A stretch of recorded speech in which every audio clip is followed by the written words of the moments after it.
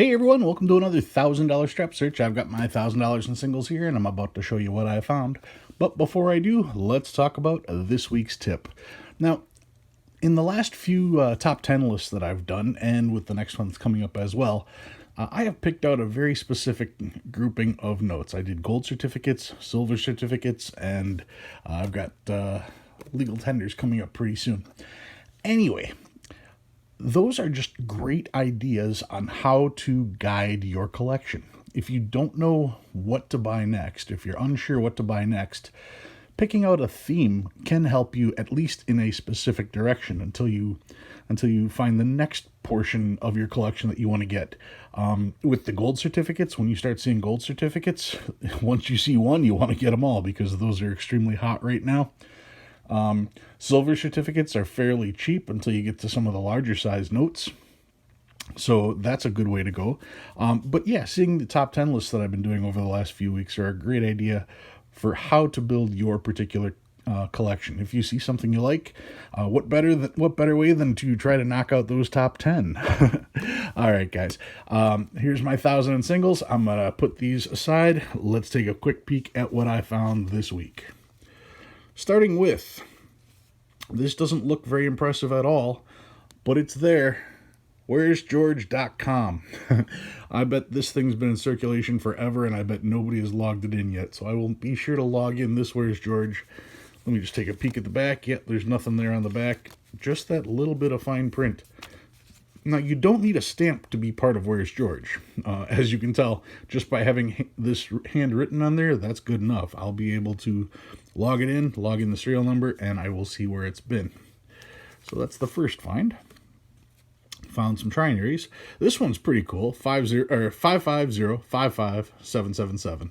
So yeah, that's kind of a unique trinary. You don't see that too often. Now, you guys know I collect trinaries and I collect quads basically because that way I can save a specific type of note in hopes of finding two notes with the same serial number. It would be impossible for me to save every single that I collect because I'd never get to spend any money. So by just collecting trinaries and quads, that's how I intend on trying to find two notes of the same serial number. Anyway, this is zeros, fives, and sevens. It's twos, fives, and nines on this one. Zeros, ones, and twos. Really good shape. Ones, threes, and sevens. Threes, sixes, and nines. Zeros, twos, and threes. Zeros, twos, and eights. Zeros, threes, and sevens. Threes, fours, and sevens. So I got a lot of trinaries this time. Ones, twos, and eights. And then at quads. Here's quad ones with a fifth, so that's kind of cool. And that was the only quads. Star notes did get quite a few stars. This one's kind of rough. This one's in better shape. And it starts with a couple zeros. Now, like I said in the past, seeing notes that start with a couple zeros, well, that indicates a low serial number. If a given print run only had 320,000 notes printed, chances are you'll need a number lower than 320,000. And if you start with a bunch of zeros, this number is 63,795. So that's why I get excited when I see a bunch of zeros to start the number. Now, there are also shorter print runs that start with 2 instead of starting with 0. But generally speaking, the rare notes tend to be lower numbered notes. Not every low number is a rare, but most rares are low numbers. Not all, but most. So yeah, whenever I see a bunch of zeros like that, I always have a little bit of hope. This one starts with a 0, but that's probably not going to be low enough there. H with a couple zeros, that's 843,000, so yeah, not the lowest, but we'll see what happens. Another 2013B. There's a chance that this could be a double printed serial number. I've talked about those in the past. The Fort Worth, you see FW right there where my thumb is. That means this bill was printed in Fort Worth. The other place that prints notes is, of course, Washington, D.C. Now, the 2013 New York notes, they were told to print, I think, 1 million notes at each place, but they didn't give them a starting number. So they all started at the same number. So you ended up with the possibility of having two notes that have the exact same serial number and their star notes. If you can find matched pairs of those, yes, it's a huge task, but they've sold for as much as $120,000. So that's worth keeping your eye open and definitely worth knowing about. Older notes now. Here's a 1999, really nice shape. 1995, first chance at a web note. This one has way too much stuff here, so I know it's not a web note. Another 1995. Also, you can look over here. This is the position that the note was printed on the sheet. A web note has no position, so there wouldn't be anything right here, just this particular 7. A web note, that's an experimental type of printing, of course. And the last note is a 1988A. Yep, 1988A, which is the first year for web notes. And once again, you can see here, it is not a web note. The web note will only have a single number indicating the plate. You can see here it has a position. There is no position on web notes. And once again, on the back, the plate number is on the bottom here. On a web note, the plate number is going to be up here. So that's what I found this week. Let's take a look at what I pulled from my collection. Now, this note is a note that I've been hoping to get for the longest time. I actually found one on eBay. I was able to contact the seller. The seller happened to be kind of local, so I met up with him and we did the deal. This is my 1869 $1 legal tender. This is my rainbow, my first rainbow note that I ever got. This was one of my wish list notes. I definitely wanted to get a rainbow note. This is also one of the top 100 notes. I don't have the exact number off the top of my head, but that means that I have at least, I had 16 and then a couple that were close. So this 17 would be last week's note, and this would make 18 of the top 100 notes. So that alone is pretty cool.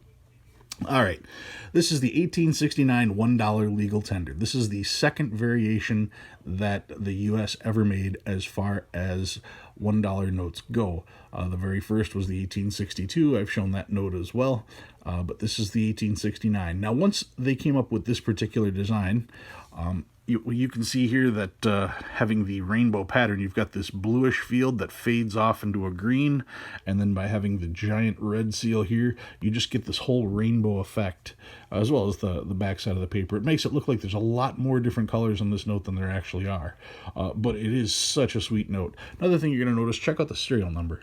Serial number 2431005 star. Now, no, I did not get lucky and find a star note from 1869. They wanted to make sure that they had something on the back of the note, on the back of the number, just to let everybody know that that was it and that more numbers couldn't be added. So to end the note, they put a star on every single one. So yeah, it's not a replacement note, it's a star note, but all the notes are stars. Now, this particular graphic that's on here, well, I'll get to that in a second. Let's take a look at the back. You can see it is graded. It does have stained. You can see the stain right over here. It does have a couple hard creases here. One fairly hard crease there. But other than that, it's in pretty good shape. See how well this comes out here. This note is a legal tender at its face value for all debts, public and private, except duties on imports and interest on the public debt. Counterfeiting or altering this note, or passing any counterfeit or alteration of it, or having in possession any false or counterfeit plate or impression of it, or any paper made in imitation of the paper on which it is printed, is a felony and is punishable by $5,000 fine or 15 years imprisonment at hard labor or both. So yeah, it's they were serious about all that. The obligation, this note is legal tender for all debts, public and private, and then the other 3/4 of this is all what will happen if you do something wrong. So that is the 1869 legal tender. Now, this is the first year for this particular design. Forget the colors. I'm just talking about this particular vignette. And over here. So this design actually started this year in 1869, and they did not change this until 1922. So this particular design was in effect for quite a long time. That was almost 50 years, if I recall. Let's see, 69, 70 would be 30 years plus 22, so 52 years, 53 years this design was in place. So yeah, that one is pretty cool. Graded at a 25, so yeah, even though it's got those creases, all that's been taken into consideration with the grade. Let's take a look at what the book has to say about it. Got my book, and you can see there, legal tender, rainbow note from 1869. There was only one version of this one made, which is what makes it even more cool. This one says it starts out in VG8 at about $300. At 12, you're talking $550, $825 for 20. Then it goes up to $1,500 if you get one in 40. Gem mint, you're talking $12,500. Now, my particular note, you can see, is graded as a 25. This one says that a 20 is $825. So based on that alone, I know I got a good deal because I got this for about $8. So if this was a 20, I paid what would be full price. But then the other thing to consider is the fact that the new book is coming out in July. So it'll be exciting to see what the new price is once that comes out. Anyway, that's one of my newest additions. I'm quite proud to have myself a graded rainbow from 1869, the $1 legal tender. Guys, if you learned anything new, go ahead and hit that like button. If you like what you see and you want to see more, please subscribe. I love reading all your comments. Thanks for watching, and I'll see you again next week.